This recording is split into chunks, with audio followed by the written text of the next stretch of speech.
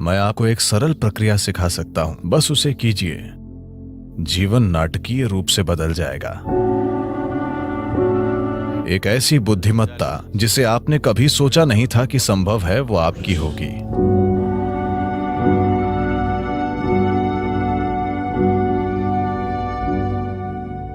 आधुनिक विज्ञान आज ये मानता है कि आकाशीय बुद्धिमत्ता जैसी कोई चीज होती है, यानी अंतरिक्ष या खाली स्थान में एक तरह की बुद्धिमत्ता है। ये बुद्धिमत्ता आपके लिए काम करती है या आपके खिलाफ काम करती है, ये चीज आपके जीवन की प्रकृति तय करेगी। आप एक धन्य प्राणी होंगे या बाकी जीवन भर मुश्किलों से लड़ते रहेंगे, ये बस इस पर निर्भर करता है कि ये आकाशीय बुद्धिमत्ता आपके साथ कैसा बर्ताव करती है। बिना किसी कारण के लोग जीवन में परेशान रहते हैं, है ना? बिना किसी कारण के कुछ लोगों का पूरा जीवन धन्य लगता है। ये बेवजह नहीं है। इसकी वजह है कि आप या तो सचेतन रूप से या फिर अनजाने में इस विशाल बुद्धिमत्ता का to get the cooperation of this larger intelligence which is functioning. सहयोग प्राप्त करने में सक्षम हैं। जब मैं आकाशीय या अंतरिक्ष या पांचवा तत्व कहता हूं, तो इसे पांचवा तत्व कहना ठीक नहीं है, क्योंकि यही सबसे अहम तत्व है। बाकी दूसरे चार बस उसके ऊपर काम करते हैं। मूल तत्व आकाश या अंतरिक्ष है, इसी पर दूसरे चार काम करते हैं। हम यहां एक गोल ग्रह पर बैठे हैं और यह घूम रहा है। पृथ्वी का घूमना, सौर मंडल, हर चीज, मैं चाहता हूं कि आप ये जान लें कि आकाश ने हर चीज को अपने स्थान पर थाम रखा है। आप अपने स्थान पर अपने आप नहीं बैठे हैं, इसीलिए नहीं कि आपके पास बैठने के लिए नितंब हैं।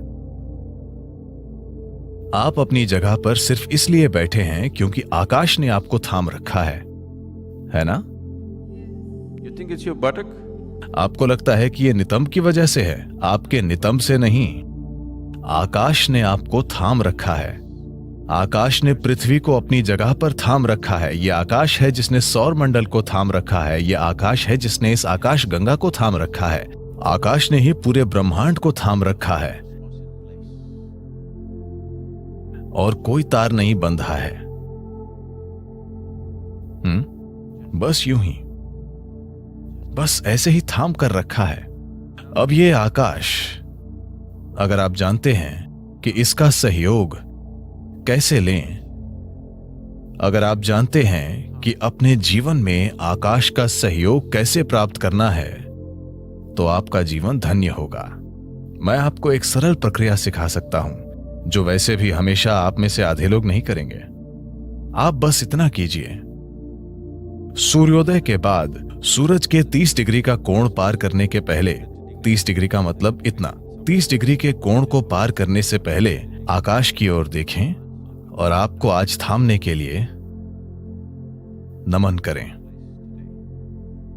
जब यह 30 डिग्री को पार कर जाता है, दिन के दौरान किसी भी समय ऊपर देखें और फिर से नमन करें। सूर्यास्त के बाद एक बार फिर ऊपर देखें और नमन करें। ऊपर किसी भगवान को नहीं, बस आकाश को।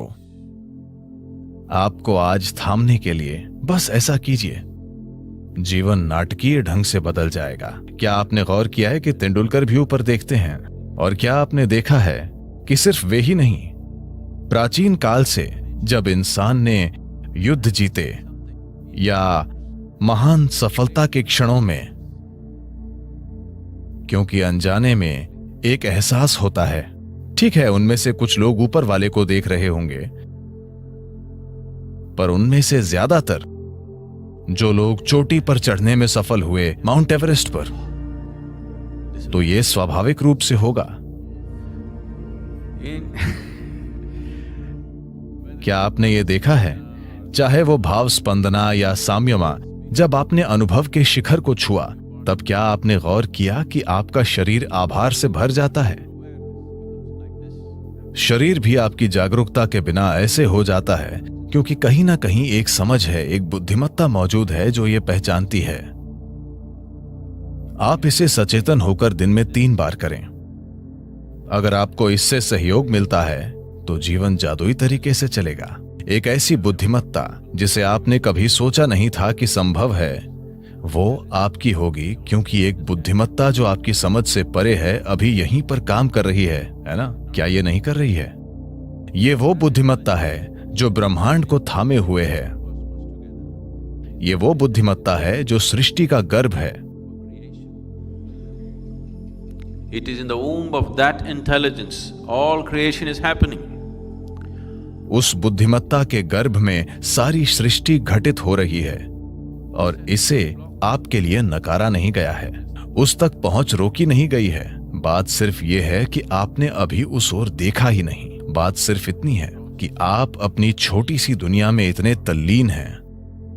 आपका शरीर, आपके विचार, आपकी भावना, आपके हार्मोन ने आपको इतना उलझा दिया है कि ऊपर देखना कभी नहीं होता। आप परे की किसी चीज पर कभी ध्यान नहीं देते क्योंकि ये छोटी छोटी चीजें आप पर हावी हो गई हैं। इसी को हम माया कहते हैं। यही माया है। ऐसा नहीं है कि अस्तित्व मौजूद नहीं है, वो माया नहीं है। बात सिर्फ इतनी है कि ये माया है। जब कुछ इतना जबरदस्त और शानदार और विशाल घटित हो रहा है तो ये छोटी चीजें आपको व्यस्त रखे हुए हैं और वे आपको ऐसा महसूस कराई हैं जैसे वे बाकी सब चीजों से ज्यादा असली हैं। इस सब का होना, ब्रह्मांड में आज तमामों शानदार चीजें हो रही हैं, बिल्कुल चमत्कारी और शानदार ढंग से, लेकिन विचार का एक छोटा सा कीड़ा आपके सिर में घूम रहा है और आपको व्यस्त रखता है। आया नहीं? यही माया है। क्या आप समझे?